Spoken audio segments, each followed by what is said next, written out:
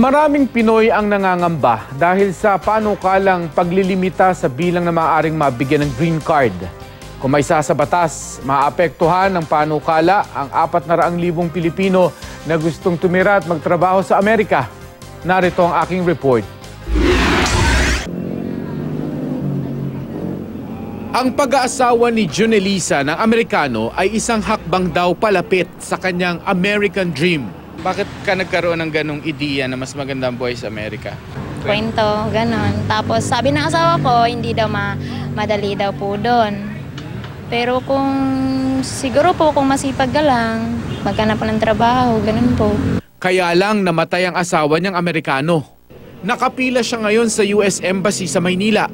Bitbit ang makapal na dokumento para ilaban ang pribilehiyong maging US citizen sila ng anak niya. Kailangan ko sa pension po ng anak ko, in-apply ko po yung para maging US citizen po siya. Kinakabahan si Junelisa dahil sa itinutulak ni US President Donald Trump na Reforming American Immigration for Strong Employment or RACE Act. Kapag naisa batas, hindi na papayagan ipetisyon pa Amerika ang mga magulang at adult na kapatid ng isang US citizen. Hindi pasok dito si Junelisa.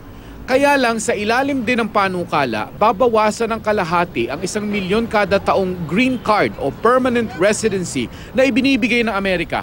Mas papabura ng skilled applicant base sa merit o point system gaya ng sa Australia at Canada. Anti-family ang tawag ni California-based US immigration lawyer Attorney Lutan Cinco sa plano ni Trump.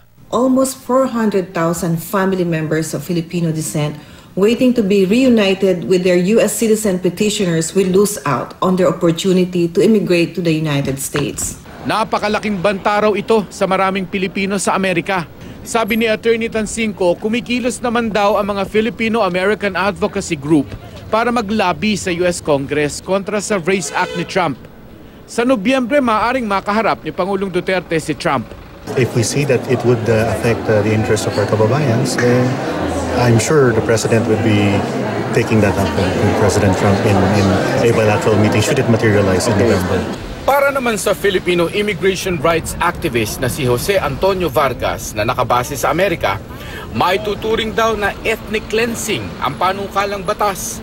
I think every Filipino and every Filipino American should be very concerned and alarmed about the RACE Act. With the RACE Act, my own Filipino-American family could not have come to this country legally. Sa ngayon, may halos 4 na milyong Pilipino sa Amerika habang nasa mahigit 300,000 naman ang mga Pilipinong illegal immigrant doon o yung mga tinatawag na TNT